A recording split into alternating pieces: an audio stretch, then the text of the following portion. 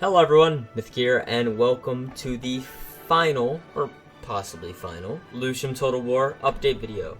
This is the official release for Lucium Total War. It has been a long time coming, and a lot of work has been put into it by many devs such as Atheus, your boy, and me too. I've helped a little. But anyway, I am so excited to tell you all that this is the official 1.0 release of Lucium Total War. For those of you that don't already know, Lucium Total War is a 1700s mod for Medieval 2 Total War that features formable nations, revolutionary events, traditional and progressive events for Dread and Chivalry, completely new soundtrack, new unit rosters, model upgrades, and a completely overhauled building system, as well as new buildings. So, if you guys have not already, please join the Lucium Total War Discord. It is down in the description, and please subscribe to the other devs. Main dev 2, your boy, and also known as Urban Hoplite on YouTube. Please subscribe to him, because he is the main dev, and he also does post some stuff, occasionally. Anyway, to celebrate the coming about of Lucium Total War's 1.0 release, I have decided, in coordination with your boy, that we should go back and look at Lucium Total War along the ages, because starting back in August, Lucium Total War was a simple demo mod named Musket. Like, Pike and Musket Total War. So we're going to go back in history and we're going to see the many variations of Lucium Total War as it was developed, starting in August through October, January, and finally now in April. Nearly 8 months of development have been put into this mod. So I hope you guys enjoy playing it, and let's check out the older versions. Hello everyone, and welcome to the earliest version of Lucium Total War. So, as you can hear, probably, the Medieval 2 music is generic and default. If we go into the Grand Campaign map, there are 2 playable factions. Of course, not very in-depth. There are no events at the time, and the campaign is actually not even playable. But we can go into custom battles, and we can see the unit rosters, which were the Home Guard, Royal Legion Pikemen, Lion Infantry, and British Lance Cavalry. The rest of these were, of course, regular. And at the time, the rest of the cities were rebels with no garrison and villages. And I think you could have played the campaign map. I don't know why it wouldn't work for me. Probably just installed wrong because it's a much older version, and so I have a bunch of copies of Lucium in my directory. Believe me, you could go on that campaign map. I think there are definitely some videos from that time, or close enough, to where you can see stuff like that. But if we look at the French roster, it's not much better. You have the Pike Militia. The Pikemen hadn't even been renamed at that point. You got the Home Guard, of course. Did the French even have a musket? I guess not. Well, it seems like this was the French roster. I mean, oh, here they are. Yeah, so this was the French roster at the time, and these were the only 2 playable factions. There were no custom buildings, and everyone went poor as soon as the game started. So anyway, it's safe to say we've come a long time. So this was Lucium Total War as of August 17th, 2019. Let's move on to October. Alright, and welcome to Lucium Total War as of October 12th, 2019. The 2 months between August and October were some of the most impressive months for how quickly the mod developed. If we go into the campaign map, I think like up to 8 new factions were added. So we have the United Kingdom, the Kingdom of France, the Holy Roman Emperor, the Spanish Empire, the Duchy of Savoy, the Duchy of Genoa, the Duchy of the Rhineland, the Kingdom of Prussia, the Duchy of Bavaria, the Portuguese Empire, the Papal States, and the Duchy of Saxony.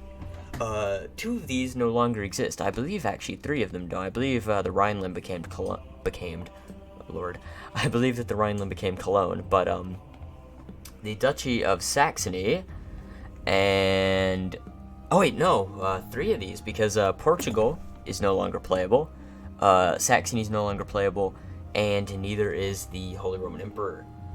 And the main reason is because we have formable nations like Italy and Germany in the release version, and you have to leave faction slots open for that. So we had to pick and choose factions which we didn't think would be as interesting.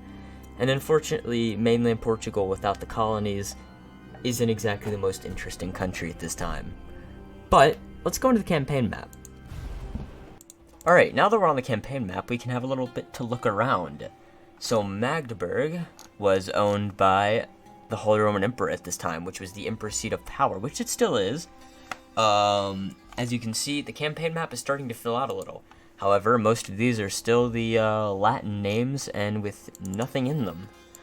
But some major things that are missing now, actually, and was one of my favorite additions, was the empiric elections. So each of the HRE factions could vote for the Emperor to decide who they wanted to become the Holy Roman Emperor, which I think was a very cool feature. Unfortunately, it just couldn't work. There were a bunch of reasons with, like, crusades and then countries fighting each other, and it was just, unfortunately, it just didn't work because it acted too much like the papacy. However, for the time that we had it, it was a very cool feature and one of my favorite. I'm very sad that we had to see it go. I honestly wish we could have kept it a while, though. But we have Spain, we have Portugal, never forget, we have Saxony here, and we have the Duchy of Savoy and Genoa. Oh, we also have the Papal State. We have the Spanish Empire, the French, the Rhineland, and Prussia. So let's go look at the unit rosters. Alright, so looking at some of the factions we have here, we have a new unit, which I don't believe is still in the, which I believe is not still in the game, which would be the Imperial Pikemen. Royal Legion Pikemen are still in. We have Musketeer Infantry, European Line, European Riflemen, British Noble Lancers, and more British Lance Cavalry. If we scroll down, we added primitive cannons, yes, were also added around this time. And I did forget to mention in the campaign map, the buildings were still, unfortunately, base game. But that was soon to change, thanks to Pike, one of the developers who worked on it for, I believe, a few weeks, who added a munitions building. But if we go into the Italians, we've got the European Riflemen, Reconnaissance Cavalry, primitive cannons, yep, and condottieri. And then, like, the French got their European Line, their European Riflemen. The French also have the Alsace Noble Pikemen, the Ordinaire Pikemen, and they have the Reconnaissance Cavalry with the Iberian Heavy Cavalry as well. And then moving into the Spanish, I believe, we're the New World, yes, the New World Infantry, which are the Conquistadors, the Ordinaire Pikemen, Catalan Heavy Pikemen, as well as the, standard line infantries, and the Reconnaissance Cavalry. And then it's not much different for the Germans, except they have, I believe, like, it was a German-specific unit, if I can find it. Clearly not the Varangian Guard, or Varangian, or Varangian. It depends on your pronunciation. I don't believe a lot of work had been put into the Germans at this time, so, like I said, stuff isn't going to be as developed. But now, let's go a bit into the future. Say, 2 months again. To January. And let's see how Lucium has developed. And we are back with the January release. So, as you can see, we aren't too far off from the 1.0, even though, believe it or not, it was about halfway through development at this time. In January, starting in August, being the 8th month, of course, and now being the 4th month of the year. This was the halfway mark, really. I was given to this January 2nd. And so, here we are. Very close. A lot of work's been done at this point. So let's go into the campaign. So as you can see, the factions are filled out a lot more. Now, I'm going to be honest, the reason the faction flags aren't there is completely my fault. I keep not adding the data for the flags when I install these versions, so that does leave them out, but they are there. So here we have the Safavid Persians, the Duchy of Saxony, the Swedish Empire, minor factions, the United Kingdom, Kingdom of France, the Duchy of Cologne, the Spanish Empire, the most serene Republic of Venice, the Duchy of Savoy, the Duchy of Genoa, the Duchy of Westphalia, the Kingdom of Prussia, Fez, Morocco, the Ottoman Empire, the Duchy of Bavaria, the Kingdom of Denmark, Norway, the Portuguese Empire, Polish-Lithuanian Commonwealth, the Austrian Habsburgs, and the Papal State. So at this point, the HRE system is unfortunately gone. It's so sad. But the campaign map is looking good. Let's take a look at that. So as we can see from this, the campaign map is already looking a lot more familiar. Now we are missing some people such as the Russians and the Georgians, but it's getting very close to where it is now. The Ottomans are here, and at this point, those black lines. But if we're talking about it, I was talking about the munitions building, and here it is, the munitions production, one of our nicest looking buildings, might I say. Now, we have a lot more custom buildings now, but at the time, this was the only one we had, and it sold the mod to us while we were, it looked great at the time. I still think it's a great building, but as you can see, the countries are well-rounded. I'm pretty sure the Rhineland, yeah, is gone. And Cologne is here now, which is the change I think I predicted. Unfortunately, Saxony is about to go, as sad as it is to say, and the Holy Roman Empire is dead, like I've said before. Now Magdeburg is just owned by many, many rebels. But we are well on the road to seeing the 1.0 release that you know and love, and please don't worry for me, I just dropped a knife. So let's check out that 1.0 release again. Quick aside, I completely forgot to mention the unit rosters.